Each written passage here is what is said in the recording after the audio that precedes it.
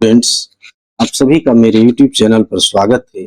आज हम board exam के दृष्टिकोण से महत्वपूर्ण एमसीक्यूज क्वेश्चंस का प्रैक्टिस करेंगे, जिसमें हम लोग आज सबसे पहले हिस्ट्री के first chapter nationalism in Europe का प्रैक्टिस करेंगे। तो चलिए हम लोग स्टार्ट करते हैं। फर्स्ट प्रश्न है, फ्रांस में राष्ट्रीय चेतना विकसित करने के लिए राष्ट्रीय विधानसभा द्वारा निम्नलिखित में से कौन सा कदम नहीं उठाया गया?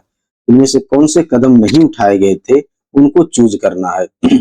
इसको हम एलिमिनेशन मेथड से पता कर सकते हैं। तो सबसे पहले हम ये पता करेंगे कि कौन से कदम उठाए गए थे। तो सबसे पहले फ्रांस की राष्ट्रीय विधानसभा ने पूरे देश में एक समान कानून लागू किया था। तो समान कानून लागू करना ये सही है। समान भार एवं माप प्रणाली तथा आंतरिक चुंगी को समाप्त किया। तो आंतरिक चुंगी भी समाप्त किए गए और समान भार एवं माप प्रणाली को लागू किया गया था। तो ये भी सही है। इसमें से कौन से कदम नहीं हो जाएंगे? तो ये गलत हो जाएगा, क्योंकि स्थानीय बोलियों को आधिकारिक भाषा नहीं बनाया गया था, बल्कि इसके स्थान पर फ्रेंच भाषा को फ्रेंच लैंग्वेज को राष्ट्रीय एवं आधिकारिक भाषा के रूप में अपनाया गया। नेक्स्ट देखते हैं, राष्ट्र एक दैनिक जनमत संग्रह है। यह विचार किसने प्रस्तुत किया? यह विचार अर्नेस्ट रेनन के द्वारा दिया गया था। अर्नेस्ट रेनन ने फ्रांसीसी विचारक थे। फ्रांसीसी विचारक अर्नेस्ट रेनन ने राष्ट्र को दैनिक जनमत संग्रह कहा। रेनन के अनुसार राष्ट्र का अस्तित्व लोगों की निरंतर सामूहिक इच्छा पर आधारित होती है। इस तरह से रेनन जो है राष्ट्र के अस्तित्व को लोगों की इच्छा पर आधारित बताते हैं। नेक्स्ट है, फ्रांसीसी क्रांति के समय राष्ट्रीय संप्रभुता का क्या अर्थ था? What did the idea of national sovereignty mean during the French Revolution? इसका सही आंसर हो जाएगा राष्ट्र की सर्वोच्च सत्ता जनता में निहित है। राष्ट्रीय संप्रभुता का अर्थ है फ्रांसीसी क्रांति के दौरान कि राज्य की सर्वोच्च शक्ति जनता में निहित होती है, न कि राजा या चर्च में। यही विचार फ्रांसीसी क्रांति की सबसे महत्वपूर्ण उपलब्धियों में से एक थी। नेक्स्ट है, फ्रांस में प्रशासनिक एकरूपता स्थापित करने के लिए देश को किसमें विभाजित किया गया? इसको बताना है आपको। प्रशासनिक एकरूपता स्थापित करने के लिए फ्रांस को डिपार्टमेंट्स में विभाजित किया गया, यानी विभागों में विभाजित किया गया था। इससे पूरे देश में प्रशासन और भी अधिक व्यवस्थित और समान हुआ। इस तरह से ये फ्रांस के लिए काफी लाभदायक हुआ। नेक्स्ट क्वेश्चन है, नेपोलियन की प्रशासनिक नीतियों का सबसे महत्वपूर्ण उद्देश्य क्या था? बताना आपको सही जवाब।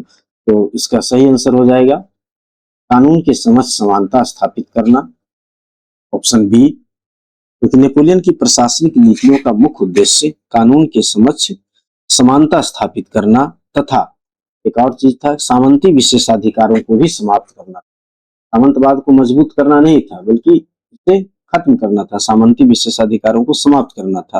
और इसी उद्देश्य से नेपोलियन के द्वारा नेपोलियन संहिता, जिसे हम नेपोलियन कोड कहते हैं, नेपोलियनिक कोड, नेपोलियन संहिता को, नेपोलियन कोड को लागू किया गया। ये भी ध्यान में रखना है, नेपोलियन कोड नेपोलियन के द्वारा लागू किया गया था। नेक्स्ट है, उदारवाद का मुख्य उद्देश्य क्या था? लिबरलिज्म का मुख्य उद्देश्य क्या था?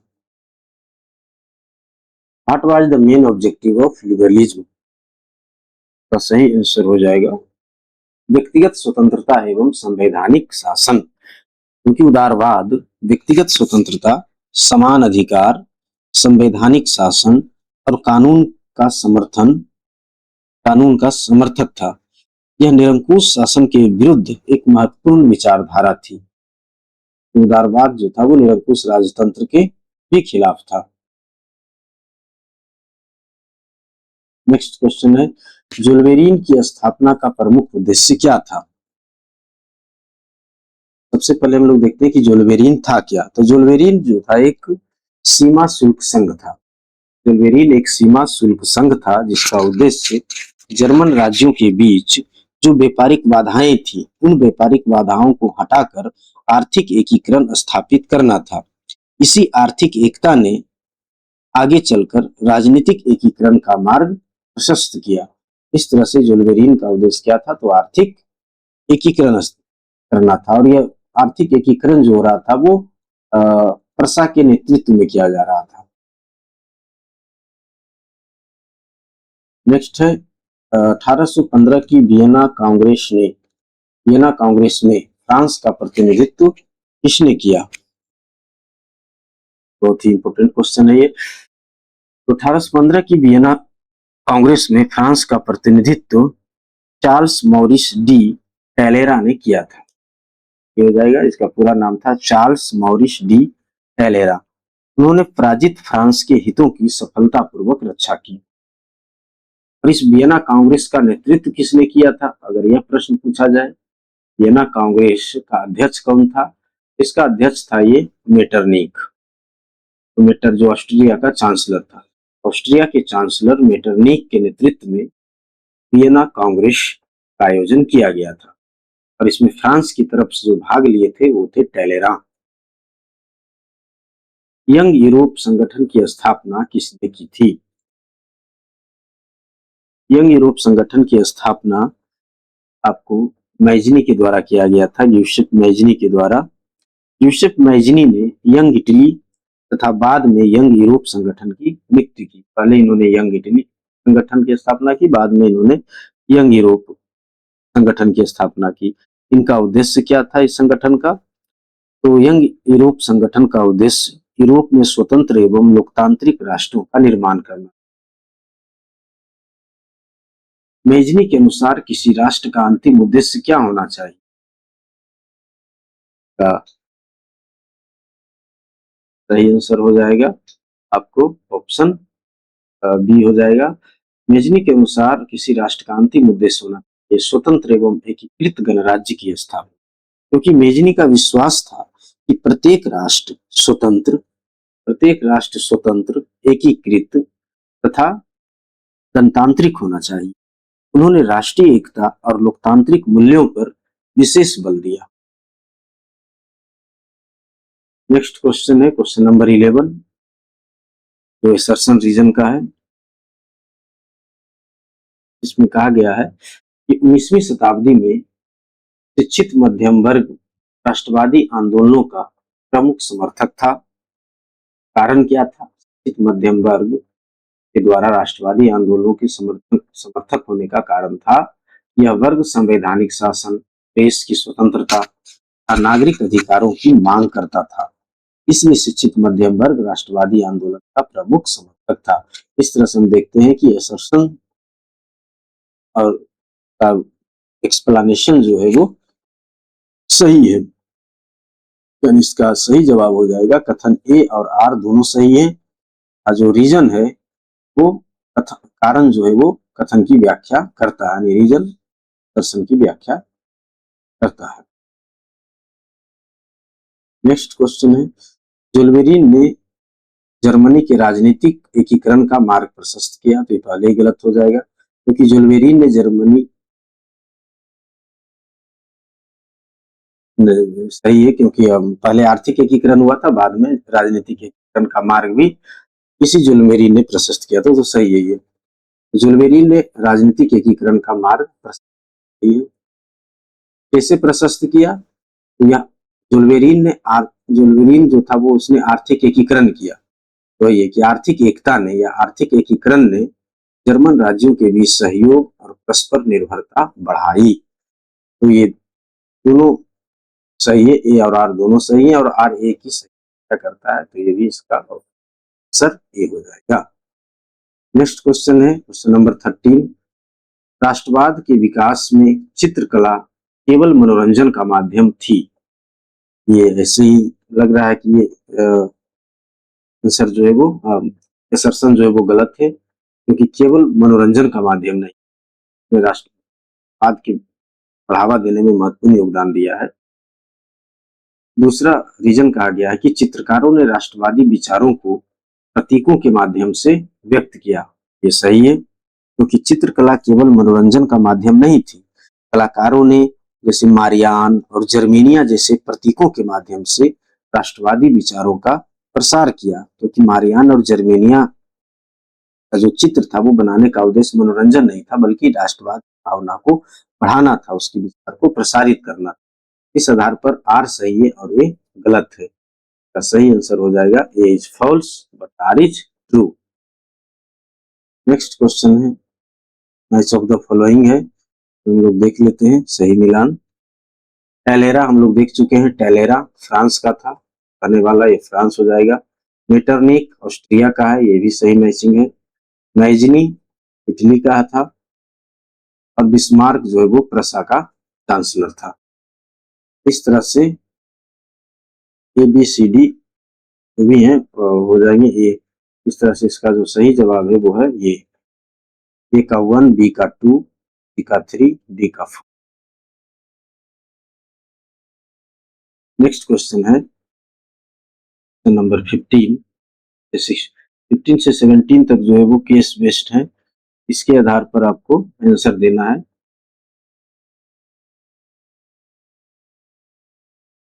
तो 15 है, पहला कहा गया है कि 1848 की क्रांति के दौरान यूरोप के अनेक देशों में उदारवादी राष्ट्रीय आंदोलन हुए। इन आंदोलनों का उद्देश्य 1848 में जो आंदोलन हुआ था का उद्देश्य संविधान, प्रतिनिधि शासन, राष्ट्रीय एकीकरण स्थापित करना था। यद्यपि अधिकांश आंदोलन तत्काल सफल नहीं हुए, फिर भी उन्होंने भविष्य के राष्ट्रवादी संघर्षों की आधारशिला रखी। इसी केस के आधार पर जो है आपको आंसर चूज करना। इसके आधार पर उपरोक्त गद्यांश के अनुसार according to the passage what was the major objective of this movements, इन आंदोलनों का मुख्य उद्देश्य क्या था जो 1848 में हुआ। इसका सही आंसर क्या हो जाएगा, राजतंत्र को सशक्त बनाना तो था ही नहीं, दूर करना था। सामंतवाद को भी पुनर्जीवित नहीं करना था, उपनिवेश स्थापित करना भी नहीं था। इसका सही आंसर हो जाएगा संवैधानिक शासन स्थापित करना, क्योंकि यहाँ पर पैसेज में आया भी है, संविधान की बात यहाँ किया गया है, संविधान स्थापित करना था, तो संवैधानिक शासन स्थापित करना 1848 की क्रांति के मुख्य उद्देश्य थे। नेक्स्ट 1848 की क्रांति का नेतृत्व मुख्यतः किसने किया। तो 1848 की राष्ट्रवादी आंदोलनों का नेतृत्व मुख्यतः शिक्षित उदारवादी मध्यम वर्ग ने किया। ये जो शिक्षित उदारवादी मध्यम वर्ग थे, उन्होंने ही 1848 की राष्ट्रवादी संघर्षों का नेतृत्व किया। नेक्स्ट है, इन आंदोलनों की सबसे महत्वपूर्ण उपलब्धि क्या थी, यानी कि जो 1848 में जो आंदोलन किए गए यूरोप में, उसका महत्वपूर्ण उपलब्धि क्या था, इसे आपको बताना है। क्या सही आंसर हो जाएगा आपको कि इसने राष्ट्रवाद को अस्थायी वैचारिक आधार मिला। यद्यपि अधिकांश आंदोलन, क्योंकि 1848 में जो यूरोप में राष्ट्रवादी संघर्ष हुआ वो तत्काल सफल नहीं हुए, लेकिन उन्होंने भविष्य के राष्ट्रवादी संघर्षों के लिए वैचारिक आधार तैयार किया। आंसर ये हो जाएगा, nationalism received a lasting ideological foundation. Next question है क्वेश्चन नंबर 18, यदि फ्रांस में राष्ट्रीय शिक्षा व्यवस्था लागू नहीं की जाती तो सबसे अधिक प्रभाव किस पर पड़ता। बताना है आपको, यदि फ्रांस में राष्ट्रीय शिक्षा व्यवस्था लागू नहीं की जाती, नेशनल सिस्टम ऑफ एजुकेशन लागू नहीं किया जाता, तो सबसे अधिक प्रभाव किस पर पड़ता। इसका सही आंसर हो जाएगा आपको ये राष्ट्रीय पहचान का विकास। इस पर सबसे अधिक प्रभाव पड़ता राष्ट्रीय पहचान के विकास पर, क्योंकि राष्ट्रीय शिक्षा प्रणाली का उद्देश्य क्या था फ्रांस में, इसका उद्देश्य था साझा इतिहास, कॉमन हिस्ट्री, भाषा और संस्कृति के माध्यम से राष्ट्रीय पहचान विकसित करना था। इसके बिना राष्ट्रीय चेतना कमजोर पड़ सकती। इस तरह से राष्ट्रीय पहचान का विकास सबसे अधिक प्रभावित था।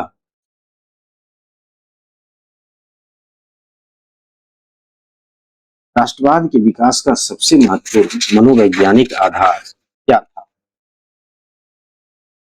तो सही आंसर बताना है आपको, राष्ट्रवाद के विकास का सबसे महत्वपूर्ण मनोवैज्ञानिक आधार था साझा राष्ट्रीय पहचान, शेयर्ड नेशनल आइडेंटिटी। राष्ट्रवाद का सबसे महत्वपूर्ण मनोवैज्ञानिक आधार लोगों में साझा राष्ट्रीय पहचान और अपनत्व की भावना का विकास था।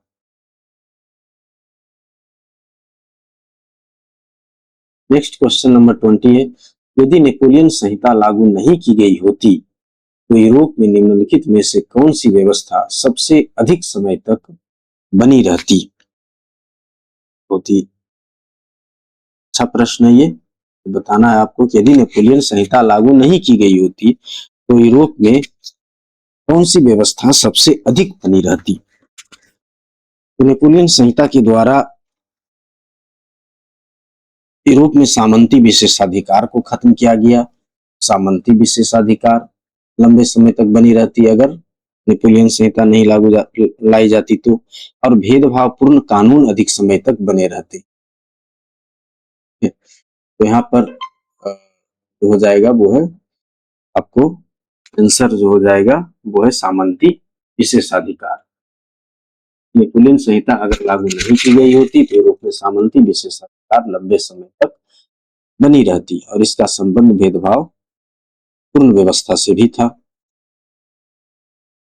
नेक्स्ट क्वेश्चन है क्वेश्चन नंबर 21, यूरोप में राष्ट्रवाद के विकास के संदर्भ में राष्ट्र की अवधारणा का सबसे उपयुक्त आधार क्या था।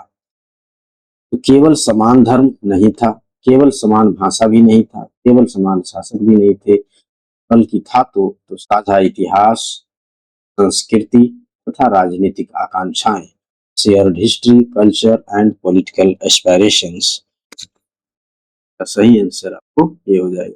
यूरोप में राष्ट्रवाद केवल समान धर्म या भाषा पर आधारित नहीं था, इसका आधार साझा इतिहास, संस्कृति, राजनीतिक आकांक्षाएं तथा लोगों की सामूहिक पहचान भी थी।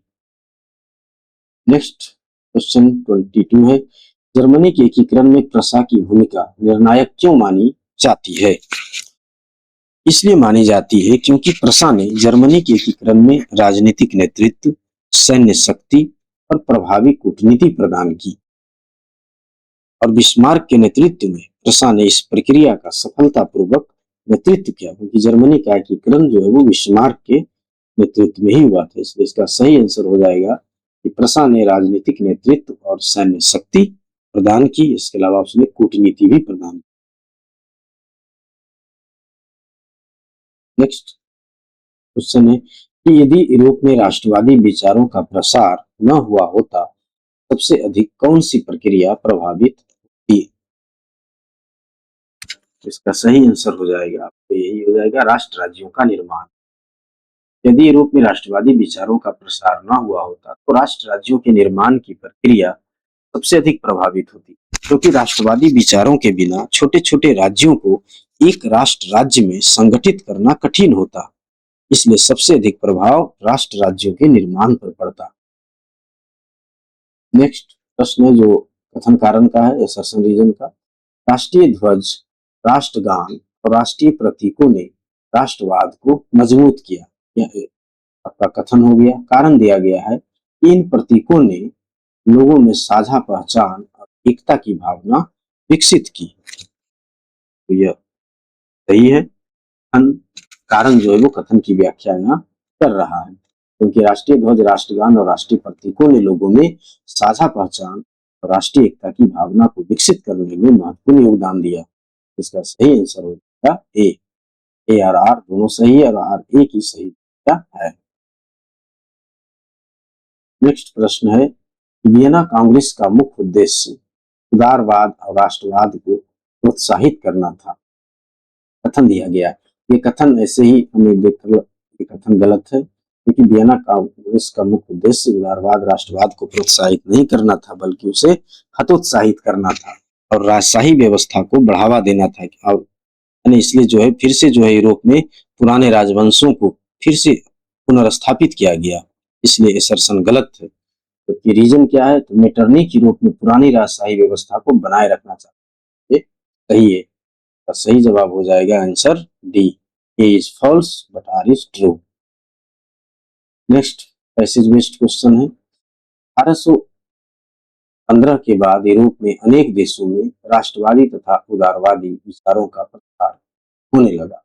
यद्यपि शासकों ने इन विचारों को दबाने का प्रयास किया, फिर भी शिक्षित मध्यम वर्ग, विद्यार्थियों तथा बुद्धिजीवियों ने राष्ट्रीय एकता, संवैधानिक शासन तथा नागरिक अधिकारों की मांग को निरंतर आगे बढ़ाया। ये आपको गद्यांश दिया गया है, पैसेज दिया गया है, इसके आधार पर आपको उत्तर बताना है। पहला प्रश्न है कि उपरोक्त गद्यांश के अनुसार राष्ट्रवादी विचारों के प्रसार में किस वर्ग की भूमिका सबसे बड़ी? सही जवाब हो जाएगा शिक्षित मध्यम वर्ग, एजुकेटेड मिडिल क्लास। नेक्स्ट है, गद्यांश के आधार पर राष्ट्रवादी आंदोलन का प्रमुख उद्देश्य क्या था? इसका सही आंसर हो जाएगा राष्ट्रीय एकता और संवैधानिक शासन स्थापित करना। राष्ट्रवादी आंदोलन का प्रमुख उद्देश्य यही था कि राष्ट्रीय एकता स्थापित किया जाए और संवैधानिक शासन स्थापित किया जाए। नेक्स्ट 28 है, यदि शासकों ने राष्ट्रवादी विचारों को दबाने का प्रयास न किया होता तो सबसे संभावित परिणाम क्या होता? यदि यूरोप के शासकों ने राष्ट्रवादी विचारों को दबाने का प्रयास न किया होता तो सबसे संभावित परिणाम क्या होता? तो सबसे संभावित परिणाम क्या होता? क्या ए बी सी डी आप देख लें। सबसे संभावित परिणाम होता कि राष्ट्रवादी आंदोलन अधिक शांतिपूर्ण ढंग से विकसित होते। अगर इनको दबाने का प्रयास न किया जाए तो आंदोलन अधिक शांतिपूर्ण तरीके से आगे बढ़ता, वो हिंसक नहीं होता। नेक्स्ट प्रश्न है कि राष्ट्रवाद के विकास में भाषा का सबसे महत्वपूर्ण योगदान क्या, यानी कि भाषा ने क्या महत्वपूर्ण भूमिका निभाई राष्ट्रवाद के विकास में? तो भाषा ने साझा सांस्कृतिक पहचान विकसित की। ऑप्शन बी हो जाएगा इसका सही जवाब, क्योंकि एक साझा भाषा ने लोगों में सांस्कृतिक एकता तथा राष्ट्रीय पहचान की भावना विकसित करने में महत्वपूर्ण भूमिका निभाई। नेक्स्ट क्वेश्चन है क्वेश्चन नंबर 30, आधुनिक राष्ट्र राज्य के निर्माण में निम्नलिखित में से किसका संयुक्त योगदान सबसे अधिक था? सही आंसर बताना है आपको। इसका सही आंसर हो जाएगा आपको ऑप्शन ए, राजनीति, अर्थव्यवस्था और संस्कृति। क्योंकि आधुनिक राष्ट्र राज्य केवल राजनीतिक परिवर्तन का परिणाम नहीं था, बल्कि राजनीति, अर्थव्यवस्था और संस्कृति के संयुक्त विकास का परिणाम था। नेक्स्ट प्रश्न है कि फ्रांसीसी क्रांति के बाद नागरिक सिटीजन शब्द का सबसे महत्वपूर्ण अर्थ क्या था? ऑप्शन है राजा का सेवक, चर्च का सदस्य, समान अधिकार और कर्तव्यों वाला व्यक्ति, और डी है केवल करदाता। सही आंसर हो जाएगा इसमें आपको समान अधिकार और कर्तव्यों वाला व्यक्ति, क्योंकि फ्रांसीसी क्रांति के बाद नागरिक का अर्थ ऐसे व्यक्ति से था जिसके समान अधिकार और समान कर्तव्य हो। नेक्स्ट है क्वेश्चन नंबर 32, नेपोलियन द्वारा स्थापित प्रशासनिक सुधारों का यूरोप के अन्य देशों पर सबसे बड़ा प्रभाव क्या पड़ा? ऑप्शन ए है कि सामंती व्यवस्था और मजबूत हुई। ऑप्शन बी में कहा गया है कि समान कानून और आधुनिक प्रशासन की अवधारणा का प्रसार हुआ। सी में है कि चर्च को सर्वोच्च अधिकार मिल गया, और डी है कि व्यापार पूरी तरह समाप्त हो गया। ये गलत है, डी भी गलत है, सी भी गलत है, ए भी गलत है। आपका सही आंसर हो जाएगा ऑप्शन बी 32 का, क्योंकि नेपोलियन के सुधारों ने आधुनिक प्रशासन और समान कानून की अवधारणा को पूरे यूरोप में लोकप्रिय बनाया। नेक्स्ट प्रश्न है 33, यदि किसी राज्य में नागरिकों को समान अधिकार तो प्राप्त हो लेकिन राष्ट्रीय एकता की भावना न हो तो राष्ट्र निर्माण में सबसे बड़ी चुनौती क्या होगी? फिर से प्रश्न एक बार सुनिए, यदि किसी राज्य में नागरिकों को समान अधिकार तो प्राप्त हो, यानी कि किसी राज्य में नागरिकों को समान अधिकार दे दिया जाए लेकिन राष्ट्रीय एकता की भावना न हो, यानी उनमें राष्ट्रीय एकता की भावना न हो तो राष्ट्र निर्माण में सबसे बड़ी चुनौती क्या होगी? का सही जवाब हो जाएगा ऑप्शन बी, साझा राष्ट्रीय पहचान का, क्योंकि इससे लोगों में साझा राष्ट्रीय पहचान की भावना विकसित नहीं हो पाएगी। ये सिर्फ समान अधिकार प्राप्त होने से राष्ट्र निर्माण नहीं हो सकता है। राष्ट्रीय एकता के लिए साझे राष्ट्रीय पहचान की बहुत जरूरत है। नेक्स्ट है क्वेश्चन नंबर 34। रोमांटिसिज्म अर्थात रोमानीवाद ने, इसको हम रोमानीवाद भी कहते हैं, रोमानीवाद ने राष्ट्रवाद के विकास में महत्वपूर्ण योगदान दिया। सही है, रोमानीवाद ने राष्ट्रवाद के विकास में महत्वपूर्ण योगदान दिया था। रोमानी कारण कह रहा है कि रोमानीवाद ने लोक संस्कृति, लोक गीतों और स्थानीय परंपराओं के महत्व को बढ़ावा दिया। ये भी सही है, क्योंकि रोमानीवाद ने यानी रोमांटिसिज्म ने लोक संस्कृति, लोक गीत और परंपराओं को महत्व देकर राष्ट्रवाद को मजबूत किया। इसलिए दोनों कथन सही है और रीजन असर्शन की सही व्याख्या ऑप्शन ए हो जाएगा। नेक्स्ट है क्वेश्चन नंबर 35। ये भी असर्शन रीजन का है। असर्शन कहता है कि इटली का एकीकरण केवल गैरिबाल्डी के प्रयासों से ही संभव। ये गलत है, क्योंकि केवल गैरिबाल्डी ही नहीं था, उसमें मेजनी था, काबूर था, है ना, विक्टर इमैनुअल थे, ये सब भी थे। रीजन कह रहा है कि इटली के एकीकरण में मैजनी, काबूर और विक्टर इमैनुअल द्वितीय का भी महत्वपूर्ण योगदान था।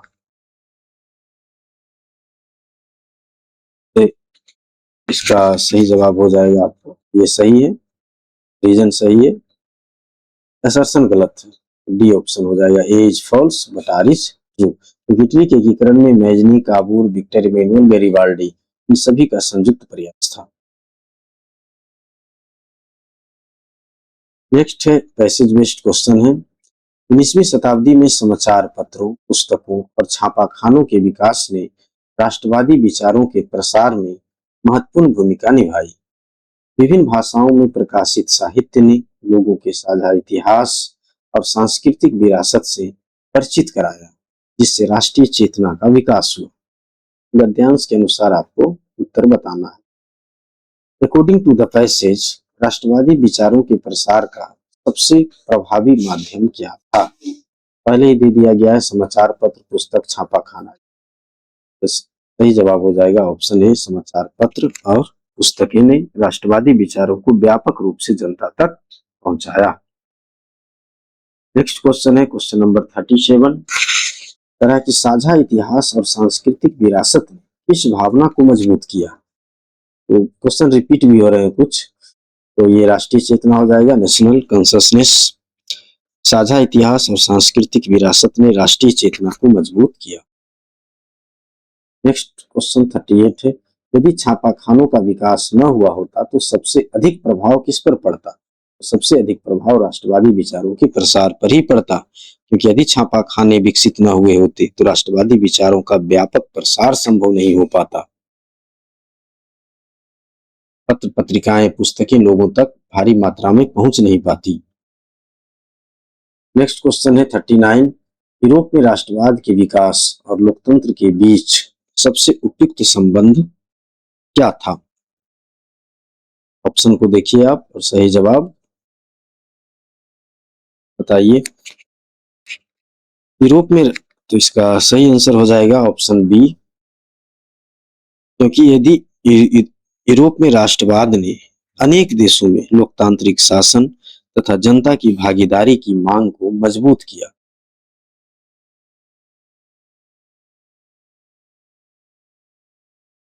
नेक्स्ट क्वेश्चन 40 है। निम्नलिखित में से कौन सा कथन, कौन से स्टेटमेंट जो है वो आधुनिक राष्ट्रवाद की अवधारणा को सबसे अच्छी तरह व्यक्त करता है? पहला ऑप्शन है कि राष्ट्र केवल समान धर्म पर आधारित होता है। गलत है, केवल समान धर्म पर आधारित नहीं होगा। राष्ट्र केवल एक शासक के अधीन रहने वाले लोगों का समूह है, यह भी नहीं है। राष्ट्र साझा इतिहास, संस्कृति, राजनीतिक आकांक्षाओं तथा नागरिक भागीदारी पर आधारित होता है। तो आपका सही आंसर यही हो जाएगा, ऑप्शन सी हो जाएगा, क्योंकि यही आधुनिक राष्ट्र राज्य की प्रमुख विशेषता है। साझा इतिहास, संस्कृति, राजनीतिक आकांक्षा और नागरिक भागीदारी। डी गलत है, राष्ट्र केवल भौगोलिक सीमा से निर्धारित नहीं होता। नेक्स्ट प्रश्न है, 19वीं शताब्दी में यूरोप के अधिकांश राष्ट्रवादी आंदोलनों का मुख्य उद्देश्य क्या था? नहीं, यूरोप में जो भी अधिकांश राष्ट्रवादी आंदोलन हुए 19वीं शताब्दी में, 19th सेंचुरी में, उनके मुख्य उद्देश्य क्या थे, इसे बताना है आपको। उनका मुख्य उद्देश्य क्या था? तो 19वीं शताब्दी के अधिकांश राष्ट्रवादी आंदोलनों का मुख्य उद्देश्य राष्ट्रीय एकता स्थापित करना था तथा जनता को विदेशी या निरंकुश शासन से मुक्त कर स्वशासन प्रदान करना था, यानी सेल्फ गवर्नमेंट स्थापित करना था। इस तरह से इसका ऑप्शन जो हो जाएगा सही है बी, राष्ट्रीय एकता एवं स्वशासन स्थापित करना और निरंकुश शासन से मुक्त होना। नेक्स्ट है 42, क्वेश्चन नंबर 42, जर्मनी के एकीकरण के बाद यूरोप की शक्ति संतुलन की राजनीति पर सबसे बड़ा प्रभाव क्या पड़ा?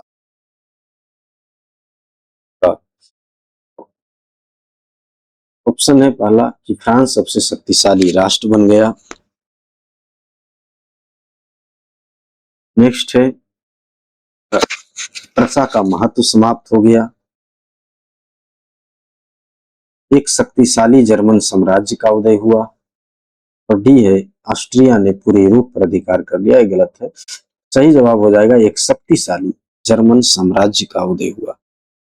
कब उदय हुआ? तो 1871 में। 1871 में जर्मनी के एकीकरण के बाद यूरोप में एक शक्तिशाली जर्मन साम्राज्य का उदय हुआ, एक पावरफुल जर्मन एम्पायर इमर्ज हुआ। इससे यूरोप की शक्ति संतुलन, बैलेंस ऑफ पावर जो की राजनीति में बड़ा परिवर्तन,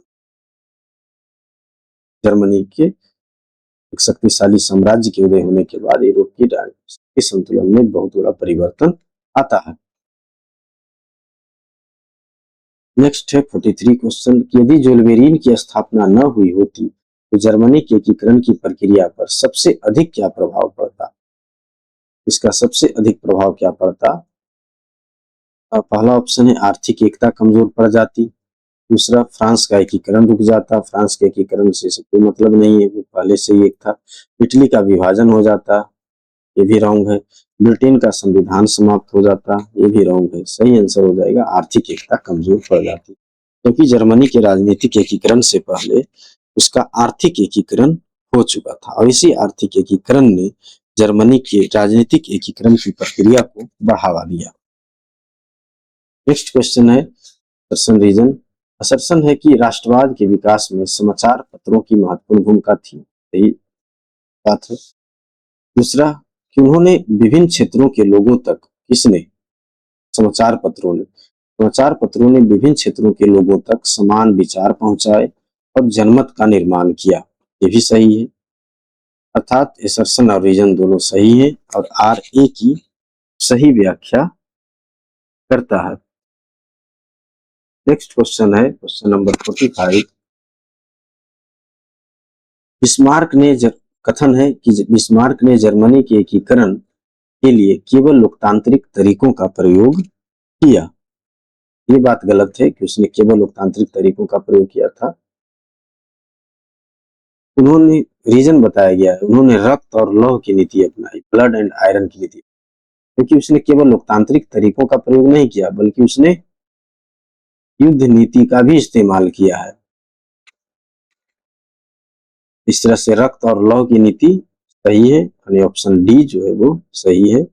ए is false but R is true. Okay, क्योंकि बिस्मार्क ने केवल लोकतांत्रिक उपायों का प्रयोग नहीं किया बल्कि उसने युद्ध, कूटनीति और रक्त एवं लौह की नीति, ब्लड एंड आयरन की नीति अपनाई। नेक्स्ट पैसेज वाले प्रश्न है, पैसेज हम लोग पढ़ लेते हैं। यूरोप में राष्ट्रवाद के विकास के दौरान अनेक कलाकारों और साहित्यकारों ने राष्ट्रीय भावना को जागृत करने में महत्वपूर्ण योगदान दिया। चित्रों, कविताओं, लोकगीतों और संगीत के माध्यम से लोगों को अपने साझा इतिहास, संस्कृति और परंपराओं का बोध कराया गया। इससे राष्ट्रीय एकता की भावना को बल मिला। अब हम लोग प्रश्न देखते हैं बेसिस पर। According to the passage, what was the main contribution of artist and writers? अर्थात कलाकारों और साहित्यकारों का मुख्य योगदान क्या था? तो राष्ट्रीय चेतना को जागृत करना था। जवाब हो जाएगा राष्ट्रीय चेतना को जागृत करना। जागृत। नेक्स्ट क्वेश्चन है, राष्ट्रीय भावना को मजबूत करने के लिए किस माध्यम का विशेष उपयोग किया गया? का सही आंसर हो जाएगा आपको लोकगीत एवं चित्रकला की बात की जा रही है यहाँ पर, इसी का सबसे ज्यादा प्रयोग किया गया। नेक्स्ट क्वेश्चन है, पैसेज बेस्ड है, यदि साहित्य और कला का योगदान न होता सबसे अधिक कौन सी प्रक्रिया यूरोप को प्रभावित होती? तो राष्ट्रीय चेतना के विकास की प्रक्रिया प्रभावित होती। Question number 49 match of the following है, इसको हम लोग मैच कर लेते हैं, सही मिलान करना है। मेजनी इटली का रहने वाला था, सही है। बिस्मार्क जर्मनी का, मेटरनिक ऑस्ट्रिया का, टेलेरा फ्रांस का। एक क्वेश्चन रिपीट है, पहले भी हम लोग कर चुके, तो ऑप्शन ए हो जाएगा। क्वेश्चन नंबर 50 हम लोग देखते हैं, निम्नलिखित में से कौन सा कथन आधुनिक राष्ट्र राज्य की सबसे उपयुक्त विशेषता को बताता है? ये भी क्वेश्चन रिपीटेड है, तो इसे कर चुके हैं, ऑप्शन बी हो जाएगा सही। समान नागरिक अधिकार, साझा पहचान और संविधान के आधार पर एक राजनीतिक समुदाय बनाना, ये आधुनिक राष्ट्र राज्य की सबसे उपयुक्त विशेषता को बताता है।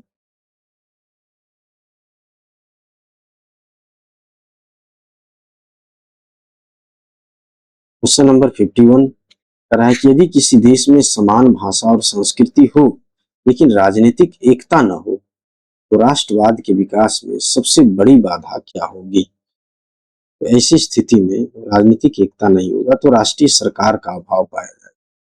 राष्ट्रवाद के विकास में राष्ट्रीय सरकार का अभाव होगा, क्योंकि यदि समान भाषा और संस्कृति होने के बावजूद यदि राजनीतिक एकता न हो तो राष्ट्रवाद पूर्ण रूप से विकसित नहीं हो सकता। तो ऑप्शन ये जो है वो सही हो जाएगा।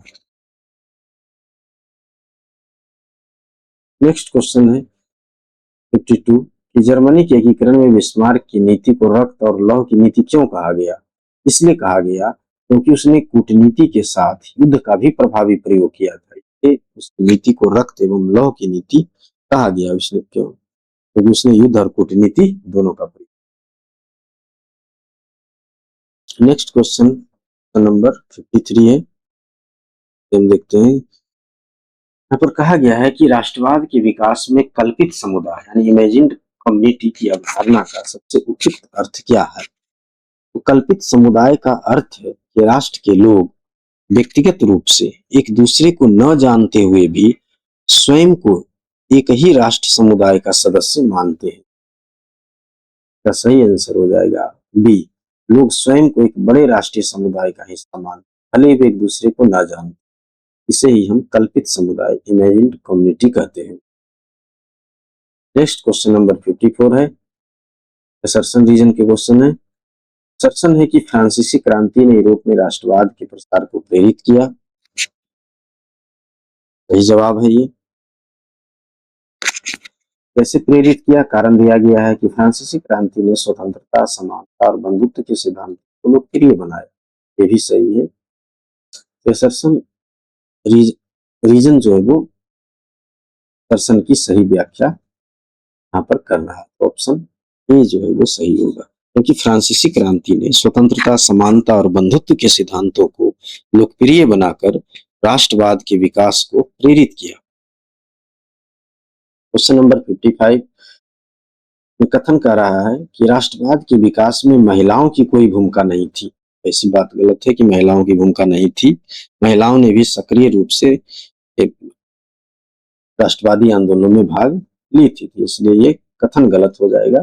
कारण महिलाओं ने अनेक राष्ट्रवादी आंदोलनों में सक्रिय भागीदारी निभाई, ये सही है, ऑप्शन डी हो जाएगा इसका। A is false but R is true.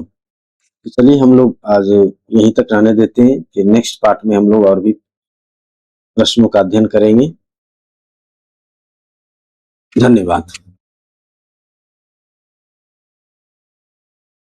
Videos बनाने हैं फिल्मोरा है ना,